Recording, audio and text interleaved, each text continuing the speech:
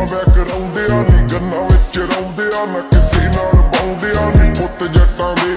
ਮੌਜਾਂ ਵੈ ਕਰਾਉਂਦਿਆਂ ਨੀ ਗੰਨਾਂ ਵਿੱਚ ਰੌਂਦਿਆਂ ਨਾ ਕਿਸੇ ਨਾਲ ਬਾਉਂਦਿਆਂ ਨੀ ਪੁੱਤ ਜੱਟਾਂ ਦੇ ਆਓ ਗੈਰਾਂ ਦੀਆਂ ਮਹਿਫਲਾਂ 'ਚ ਯਾਰਾਂ ਦਾ ਜ਼ਿਕਰ